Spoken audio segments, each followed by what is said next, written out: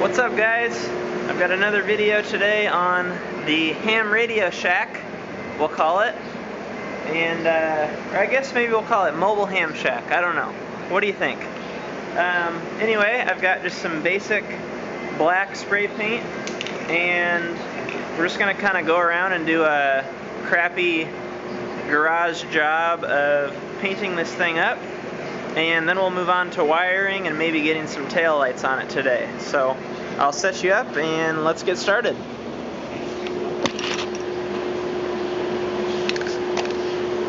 This is just flat black, so nothing fancy, and it's actually an easier way to go than with glossy.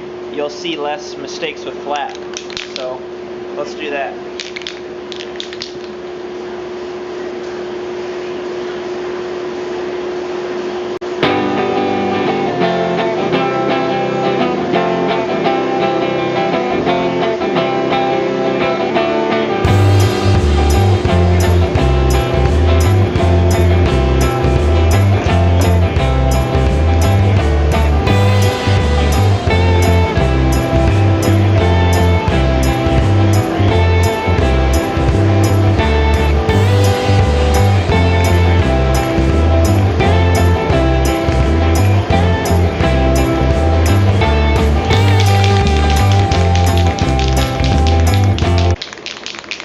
And I should mention, I'm pretty much just focusing on the perimeter because that's all that's really going to be seen. So no need to go all over the place and get everything because it's going to be covered up anyway. So.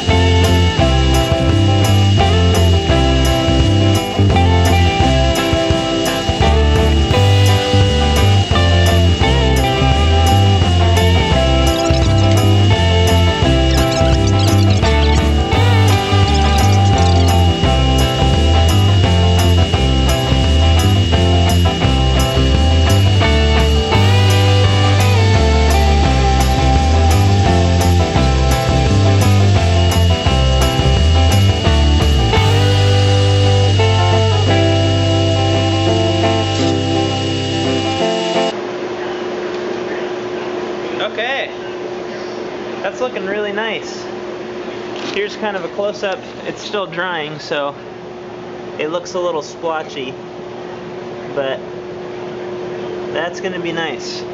So our whole perimeter is painted, and next, we had talked in the last video about removing this step, and I forgot to do it at the time, so we need to do that now.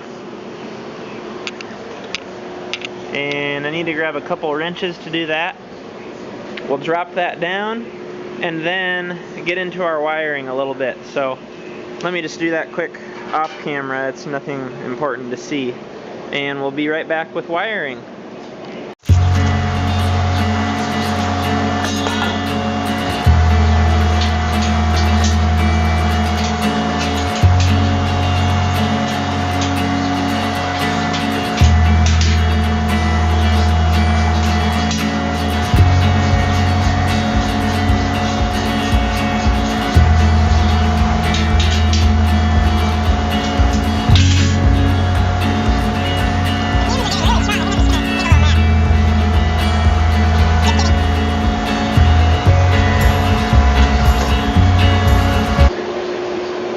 Okay, speaking of fumes, let's shut the fan off so that you guys can hear what I'm saying. So, our chassis is pretty well completely ready. Just a couple things like this jack needs to be pounded back straight. But actually, those jacks are going to be really nice because we'll be able to fold them down and then walk around in the cabin without tipping over or anything like that. So those are nice to have. We now need to look at our wiring. So we had discussed on the first video how we're going to hook it up to a vehicle and see which wire is active under a certain control, I don't have a vehicle here currently to do that. So we've got to actually kind of narrow down this connector and see what's going on. I'm going to turn the radio down also.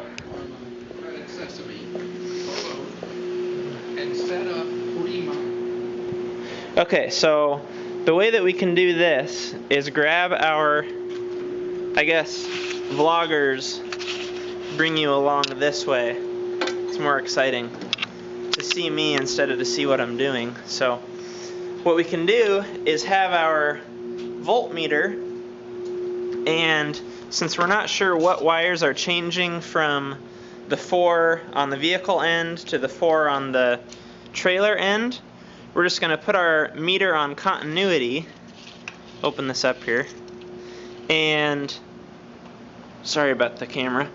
Put it on continuity and see what wire is continuous or connected from one end to the other. So I'll show you kind of what that looks like.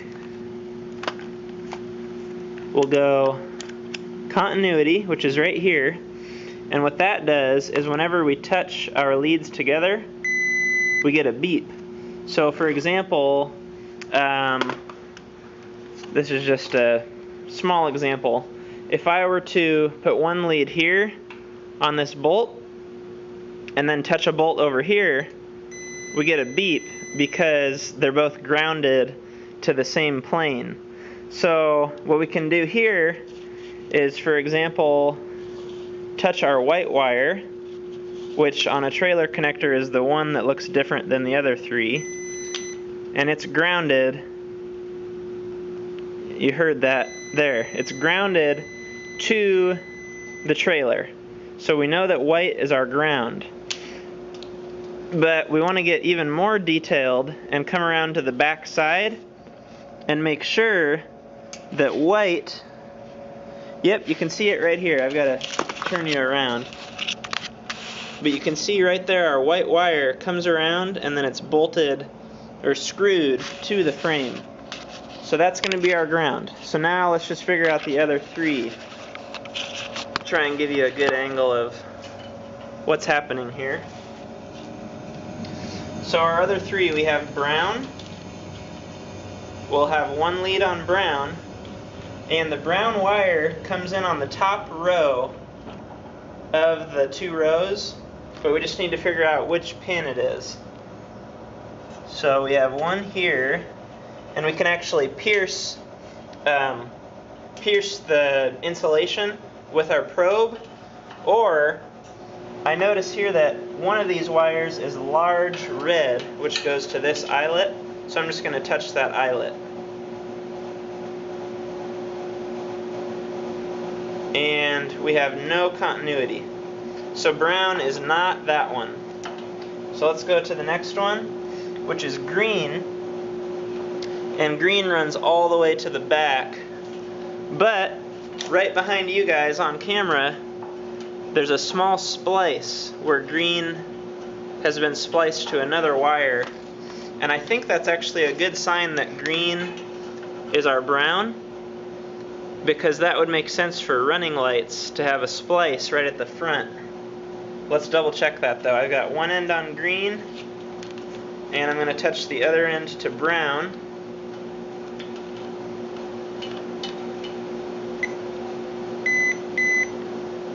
And there's our beep. So our green wire, it's a little confusing. Our green wire in the harness to the back of the trailer is our brown from the vehicle. So green, let me get a piece of scratch paper. Green will be our running lights. Okay, so we're just going to make a little diagram here. We have, whoa, the end of my pen fell off.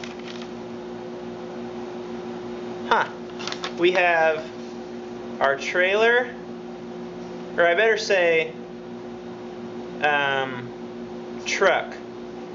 Let's say truck, because we start there, and then we have our trailer over here. So truck colors are white, and we have, what else? Brown, yellow, green.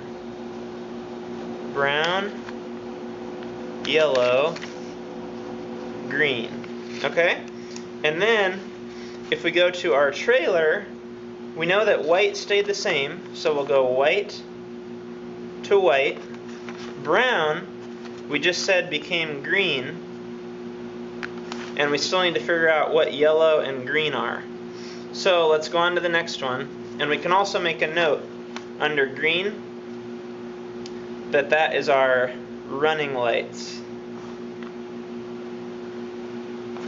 Like that. Hopefully you can see that.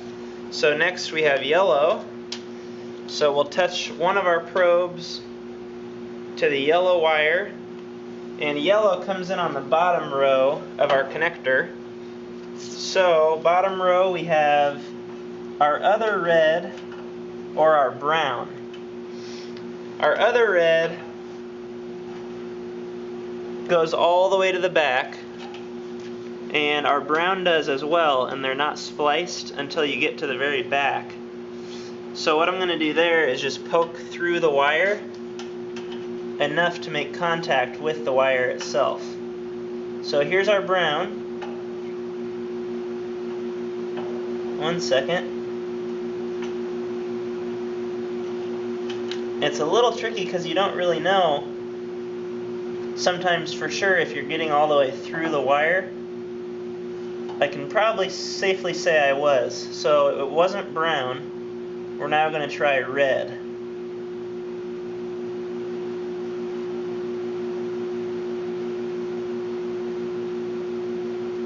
According to that test, that's not beeping either. So what I'm going to do is set this here, make sure it stays connected, and go back to where our brown and red are exposed and touch them there instead. So I just got to move the meter a little bit. Okay, first one we're testing is red. No beep. Now I'm going to check brown.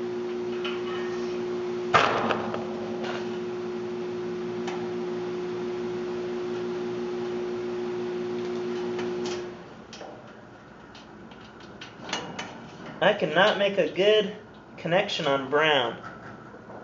But let's move on to our last wire, since we can't get brown.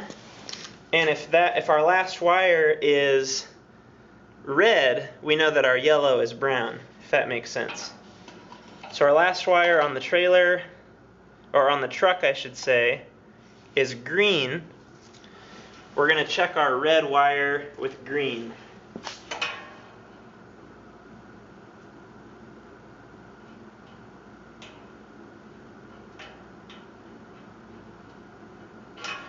And I'm not getting a beep there. I think what we're running into is just poor connections. So let's clean up these connections a little bit. That's pretty good. And I'll make sure I'm clean on this green wire. That's good.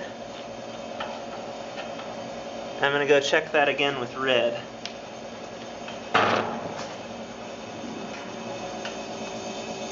You know what I just realized? I've been checking the wrong red wire. I've been checking that large red. If you remember, there's a large red which comes out to this eyelet right up here. I need to check the other red. That's my mistake. So we're now checking the green wire coming from the truck, and I'm going to check that with the red wire in the harness, the proper red wire.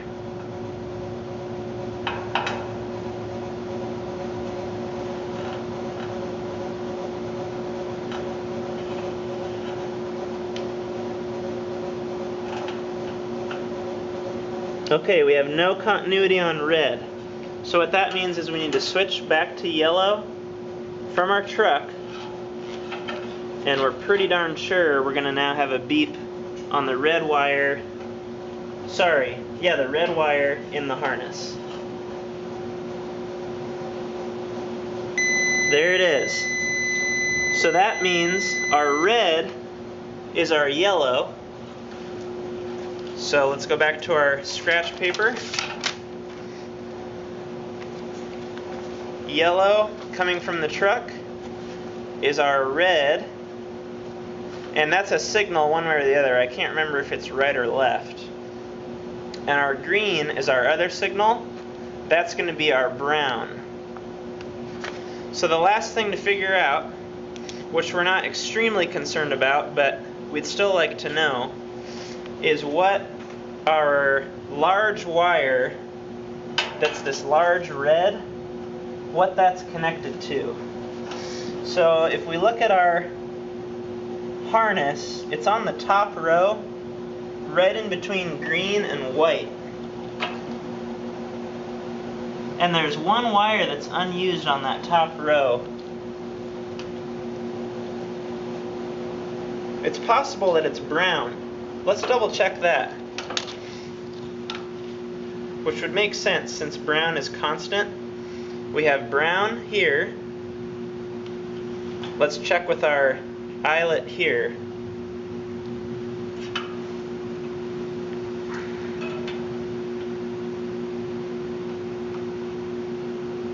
Nothing there. How about white? Nope. Yellow? No. And green? No. So I think we're running into a bad connection there also. But I would be willing to bet that the large red is tied into brown. Because if you think about it, let's say this was running like an air conditioning or a generator or something, inverter, I don't really know. You would want constant power, and brown is our only constant power from the vehicle. Red or yellow and green are flashing like with your blinkers, and white is a ground. So it's got to be brown, but we're not really going to use it, so we don't care anyway. So we've got our wiring sorted. The last thing to do with that is going to be to wire up our tail lights and our running lights, which I don't know if I'll get to today, but we can at least discuss it. So finally we got that sorted, but it's time consuming but important. We can't move this thing without lights on it. So the rules, I think, in my state are that you don't need lights unless you're after daylight hours on a trailer. I don't really want to risk that, and like we said in the last video, we definitely want to have the lights on it now rather than go without and then have to add them later when it's much more of a hassle. So another rule is that I think it's 25 feet possibly that needs a certain amount of marker lights, and less than that, I think you only need your red markers in the rear and your red tail and stop lights. So you don't need the front amber lights on like a less than it's either 15 or 20 foot, I can't remember, something like that. But I think either way, we're safely looking at just needing to have lights in the rear. And the good thing is, if we do have to add lights up at the front, like yellow or amber, they call them marker lights, all we have to do is splice into our brown, which is our running light, and run a wire 2 feet from the harness to the side, and then a like 5-foot run from the harness to that side. So that won't be too big of a deal. And it's kind of nice because we have these mounting holes that were from our lift system, so we can add those there and not have to make a new spot for it or have extra holes or anything. So we're going to look at putting, for sure, tail lights on it, and those will go right here, and then we've got our rear markers that'll go right in the old holes there, and then we have kind of this bumper built onto the back. I don't know if we will retain that or if we'll cut that off. We just kind of have to see what that ends up looking like. So that's about all I've got for today. I think on the next video we'll look at getting the lights done, and then possibly if there's time, we'll move on to packing the wheel bearings and looking at that tire to see if we need to replace that as well. So that's all I've got for today. Thanks for watching, and I'm going to try to keep these coming out on at least a weekly basis rather than waiting forever between times. So trying to have that come out, and I appreciate you watching. I'll see you on the next video.